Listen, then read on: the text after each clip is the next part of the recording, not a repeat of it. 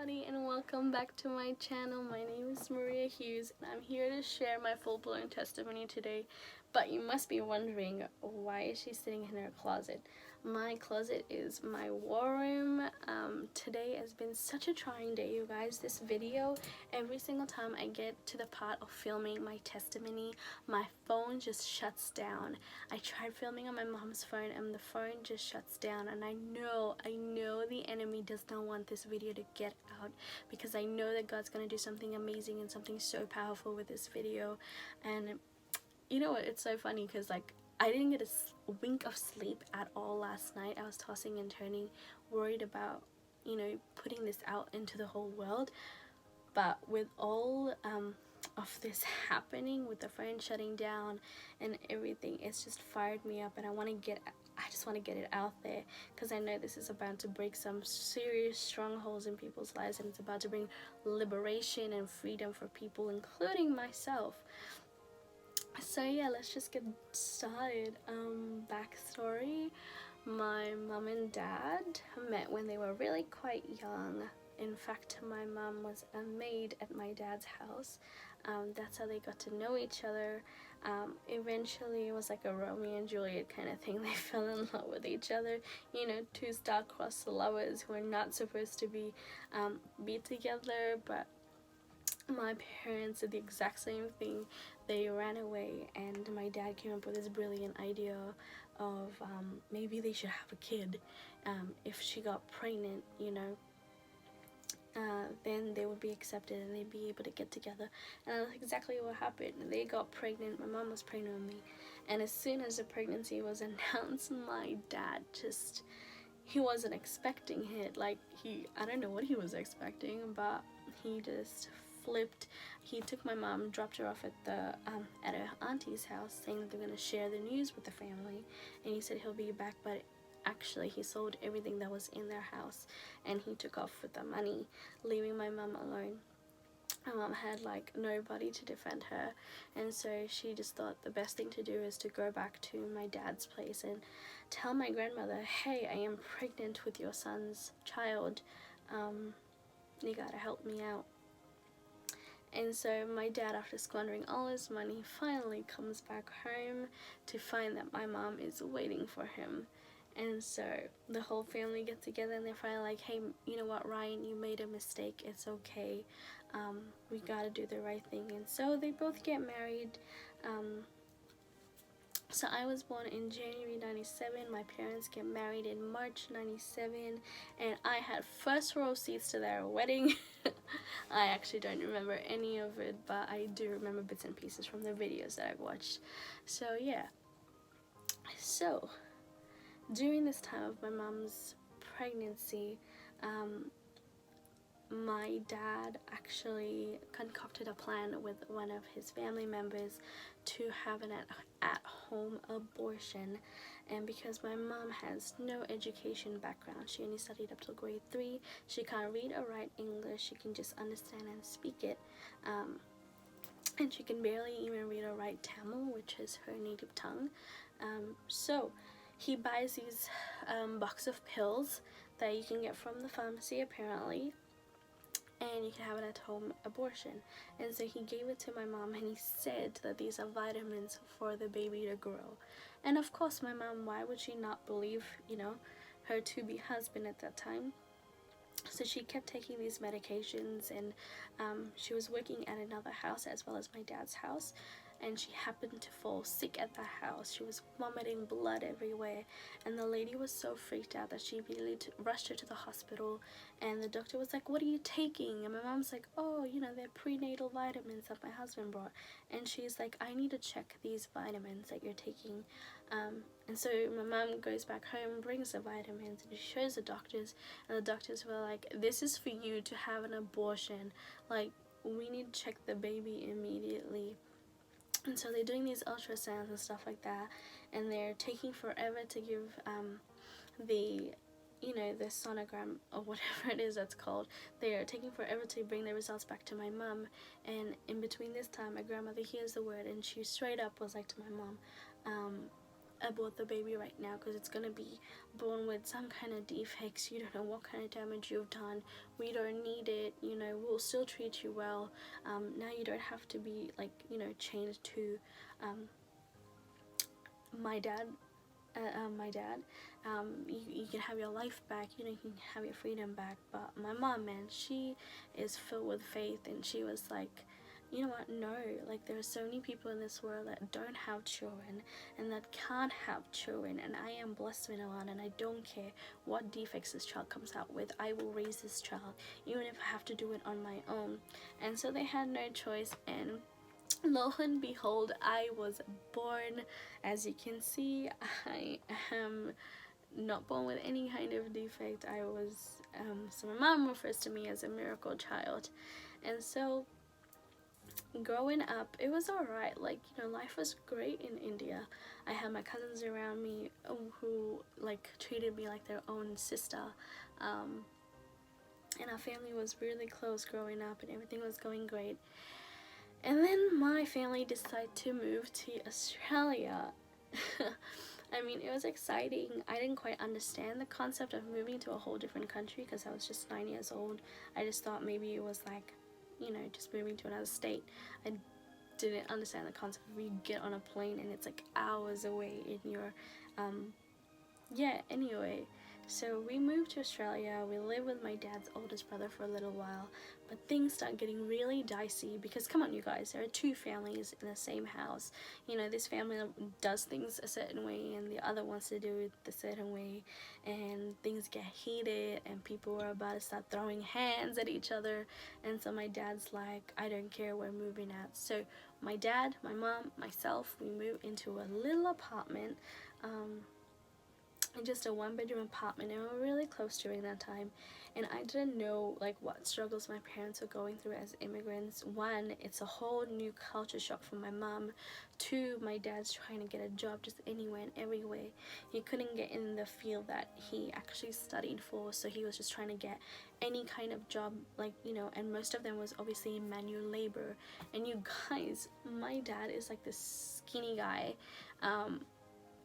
honestly couldn't hurt a fly, and he was trying to do all this manual labor and it just wasn't working out. And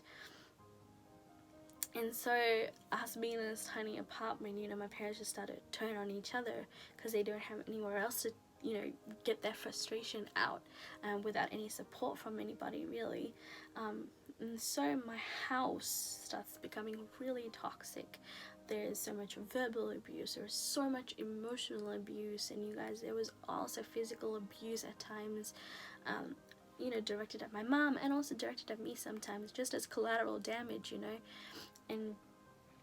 And because my dad will be away for so long, my mom and me start to share like a lot of time together.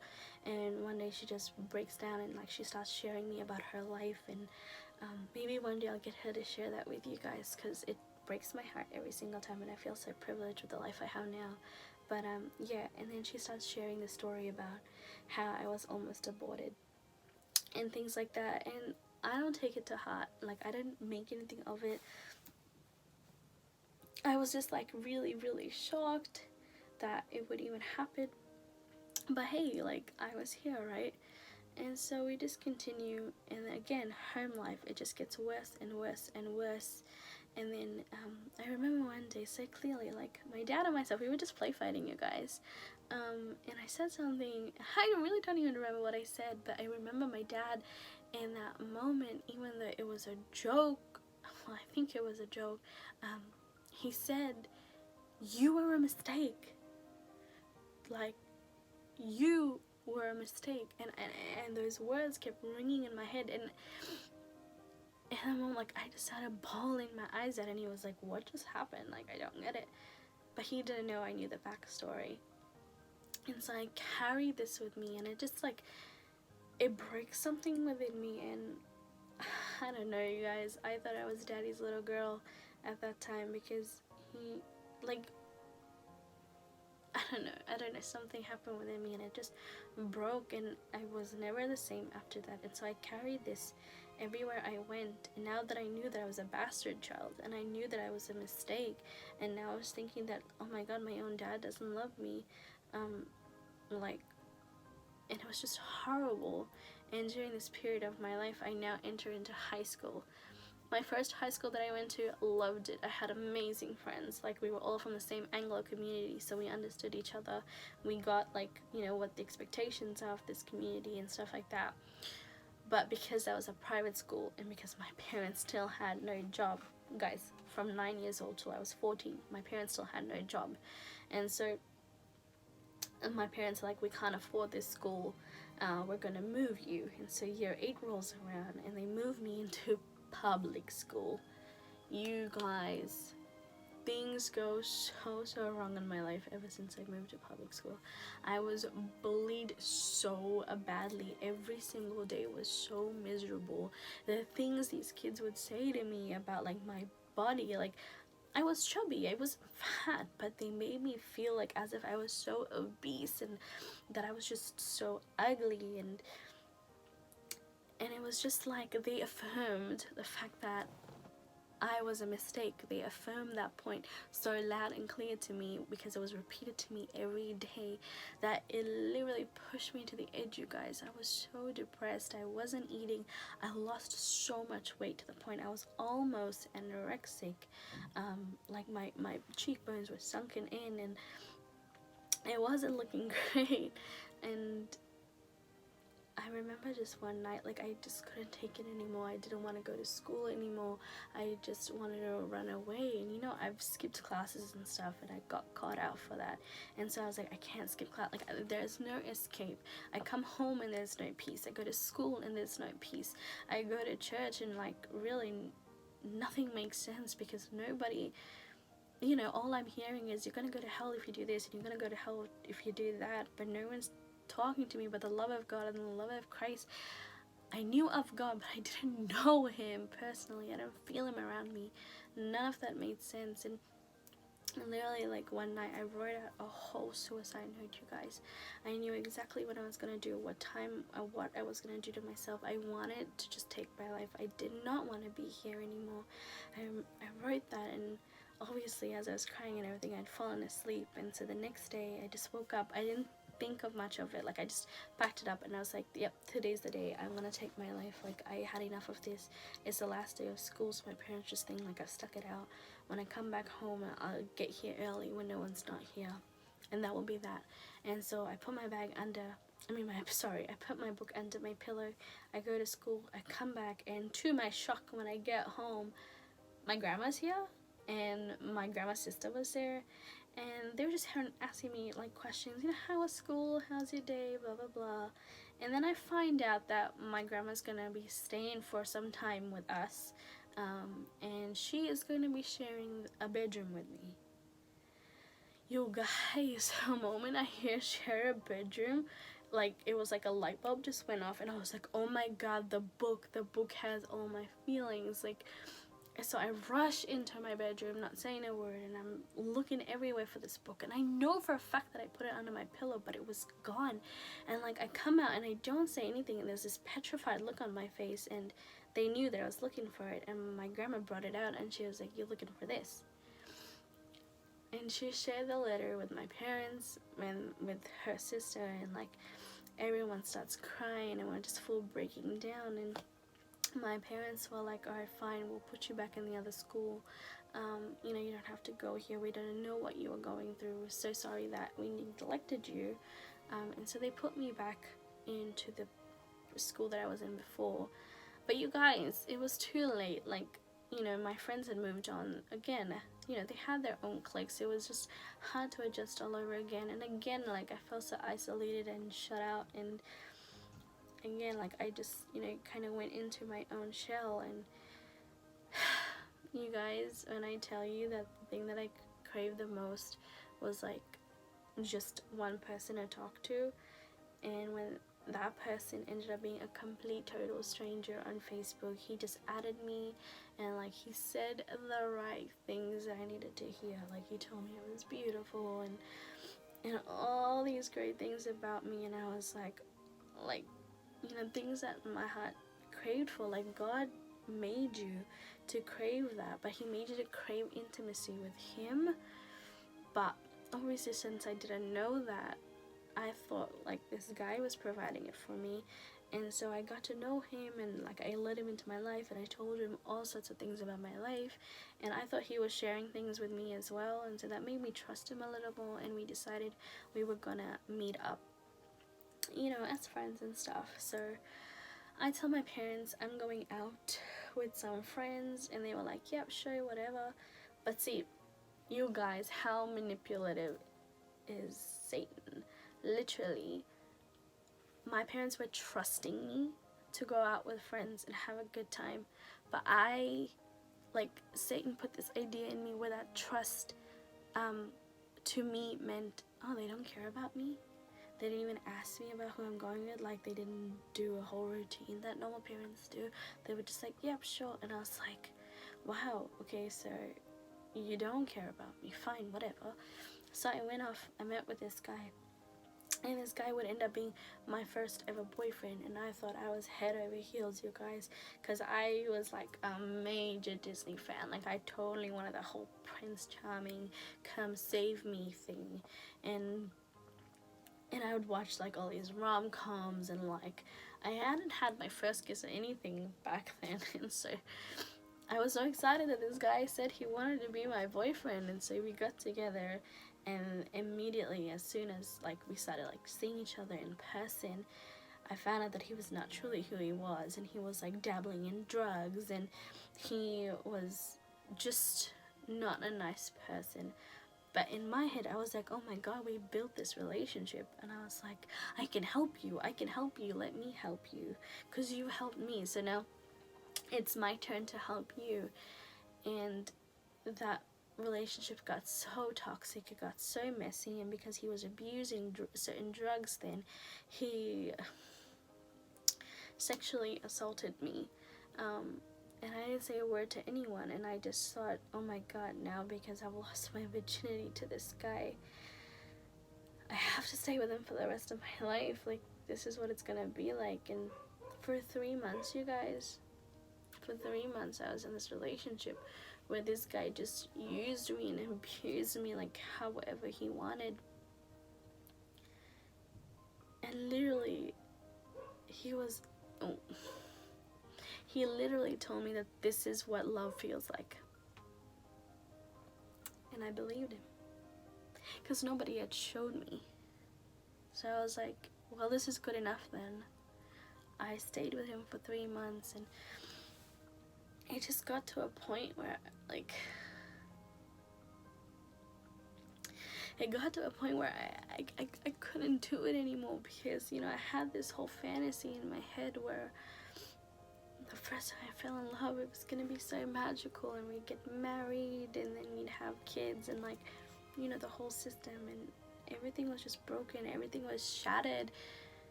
And I thought this was good enough. This was good enough for a mistake. This was good enough for a bastard child. This was good enough for someone that is ugly as me. This is good enough, and I'll take it. And so I stayed, and I stayed until I just couldn't take it anymore. And I remember one night, my friend, one of my friends, we weren't even that close then, but she just randomly called me, and she was like inviting me to a concert because they had a spare ticket, and she was like, do you want it, sort of thing. About that, I don't know, she asked me, hey, how are you? And the moment she said that, I broke in and I started bawling my eyes out, and she was like, what is going on? And I couldn't get words out, and she's like, we're going to the counselor tomorrow in the morning at school. So I get to school, and I see the counselor, and I tell him what happened, and he asked me, how old is the guy? And I'm like, he's 19, and he's like, how old are you? And I was 14. And he's like, we need to report this to the police. This is not right. And the moment I heard police, I was like, oh my God, how am I gonna tell my parents about this? Like, you don't do this in my community. You don't even walk around with a guy.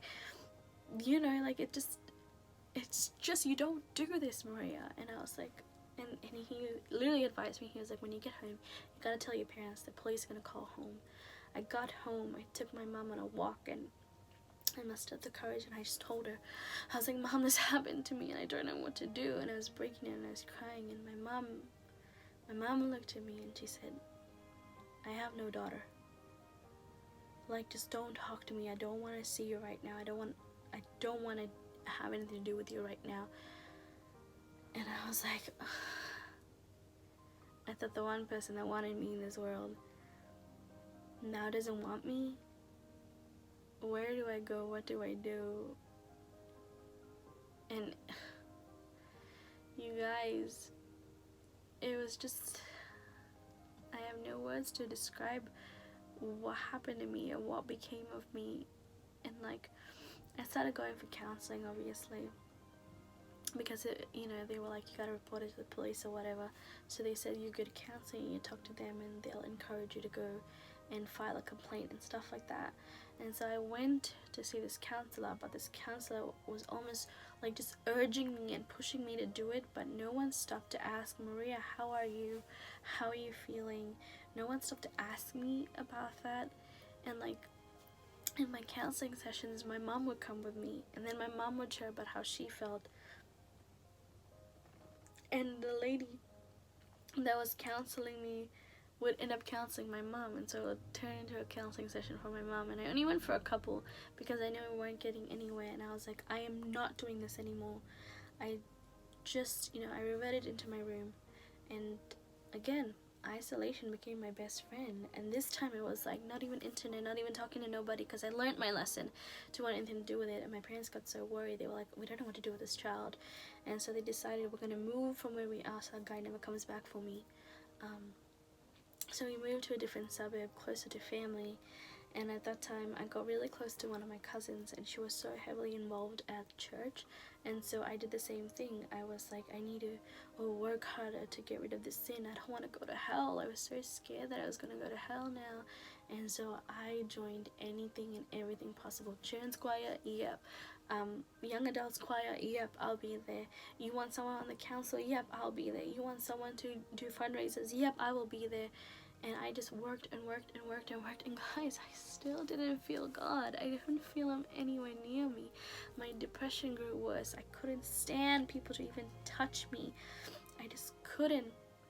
And doing that, you guys, it just got to a point where I couldn't. And finally, there was this guy that was at our church, and somehow we became friends. And he was like the first person that I even told that this had happened to me. And he was like, and he assured me how this would never happen. And, and this was like when I was 16. And so he became my boyfriend. We started dating. This time my parents knew about him. He was from a good family. He's from church. He's a godsend and all this stuff. And it was like a great friendship. Like, he would know my Macca's order. He would, like, he gave me amazing Valentine's Day presents, and when I was financially struggling, he would like totally chip in and stuff like that, no questions asked. He was great, but I had all this baggage and insecurity in me. And every time he talked to a girl, or he said something about a girl, like, jealousy would just take over me, and I wasn't myself, and I wasn't who I was meant to be. And he came with his own set of baggages, which I will not put on the internet, privacy and stuff. He came with his own set of issues, and this beautiful friendship, which was just supposed to be a friendship, was taken to another level of a relationship. And it just became so toxic between us. And we stayed together for 5 years, and it was like we were so emotionally manipulative to each other. It's really quite sad to say that, because until this very day, I love this person and I respect him a lot. But it just got to a point, and then I felt like I was getting locked in and caged in this relationship. I thought this person was now going to liberate me. This person was now going to free me. This person was going to fill all these hopes and desires. This person was going to marry me, and we were going to have kids and build this house, and we had all these plans and these desires and everything. But you guys, like, we'd have such great dates, but I'd come home and I felt like I was locked in and I couldn't get out. I would want to scream into my pillow. I spent so many nights crying into my pillow. We spent so much time fighting with each other as well. again, it's just like this toxic trait just kept coming out, and he didn't know what to do with it. I was his first relationship. He didn't know how to handle my tantrums because he didn't know the root cause of everything. He didn't completely understand what had happened to me in my previous relationship, so he couldn't help me. I was looking for this forgiveness, for this, for something. I was looking for something greater, and I thought that he was that. You guys, I was looking for my Kingsman Redeemer, who was Jesus Christ. But instead of going to him, I went to this boy. This boy. He was a boy. I was 16. He was 19. Like, we were just kids, and I was expecting him to fill these big shoes of what God is supposed to be. God is supposed to be my Jehovah Jireh. God is supposed to be my father. God is supposed to be like my first love. God is supposed to be all these things, and I was expecting this boy to be those things, you guys. I put so much pressure on this boy, and it was just, again, I was spiraling deeper and deeper and deeper into this depression, and I thought, like, that one person now, this guy that I have to hold on to him, even though it was so toxic between us. I have to hold on because I have nothing else. I can't let go. Like, he's everything to me now. Like, my hope is in him now. And saying that now sounds silly, but this is genuinely what I thought, and I thought this was it. He would be the one that I married and stuff like that. And so as my depression grew, and like my cousin would talk to me about like God, right? And like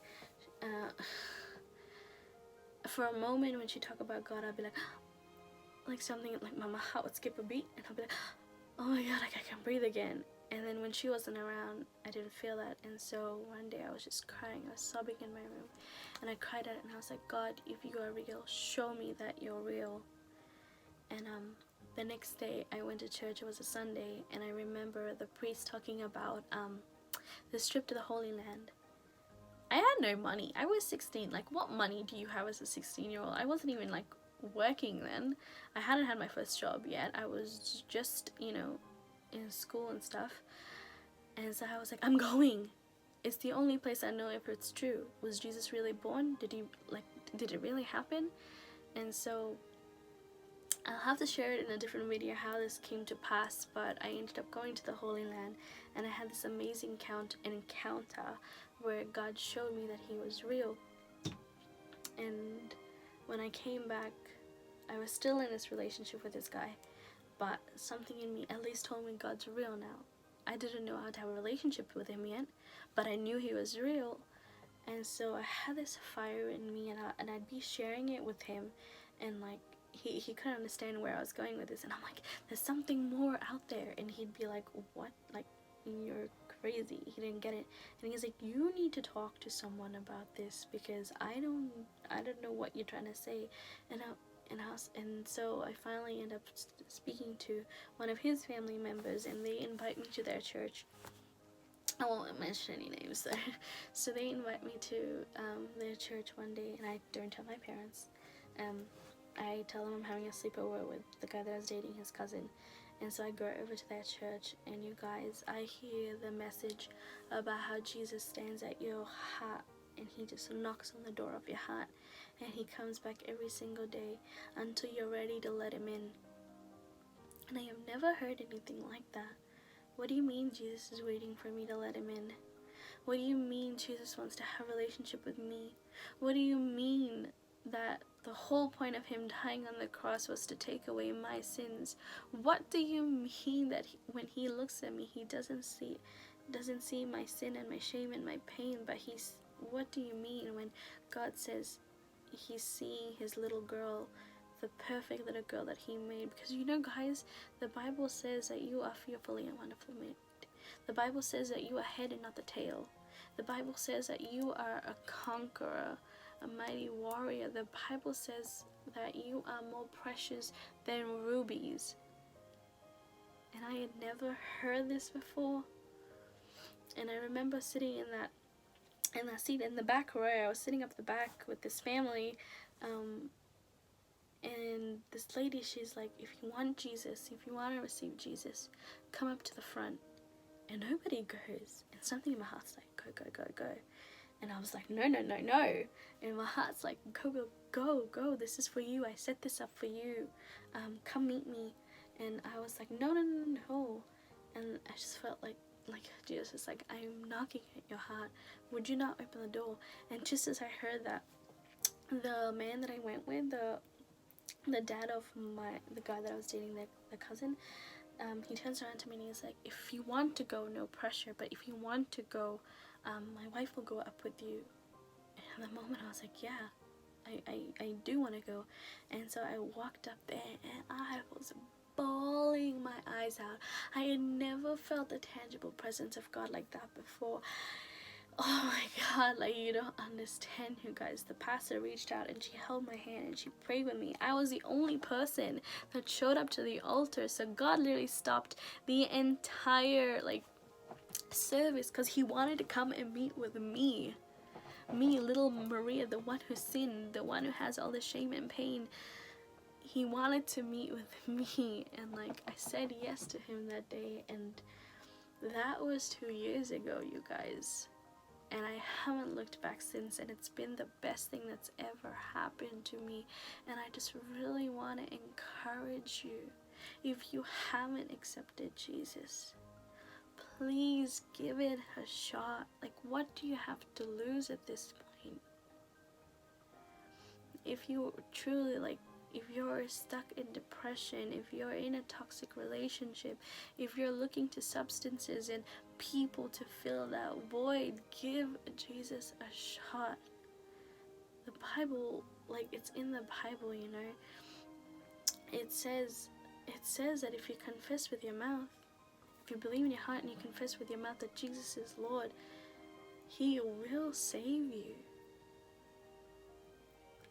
So just, even if it's just 1 second of your day, and you literally, all you say is, Jesus, I need you. Help. He'll be there for you. Because he is a kinsman redeemer. That Prince Charming that I was looking for, that was Jesus. And I just didn't know it until he truly showed up for me. When I needed him the most, he showed up, you guys. And every single time I've needed him after that, he has always shown up. He has never let me down. People will let me down. Even my parents let me down at times, My friends let me down. But he never lets me down. And I want you to know that Jesus is there. He loves you. He wants to know you. He wants to have a relationship with you. If you would just let him in. And I know this video is really long, but this is my testimony. I will share, what was my encounter with God like in another testimony. And I'll tell you, I guess, what happened of the relationship after that in a different one as well, because there's also another testimony in that story. But it's just too long to, add that into this one. And so this is what I will leave you with, that I love you, I am praying for you, but more importantly, Jesus, he loves you. And so yeah, I hope you guys enjoy this video. I will see you in the next one. Please do subscribe, like, comment. Let me know if this is helping you. Let me know if you went through something similar. I would love to know your testimonies. I also have a Facebook group, which I will link down below if you want to join. But yeah, I will see you in the next video. Bye.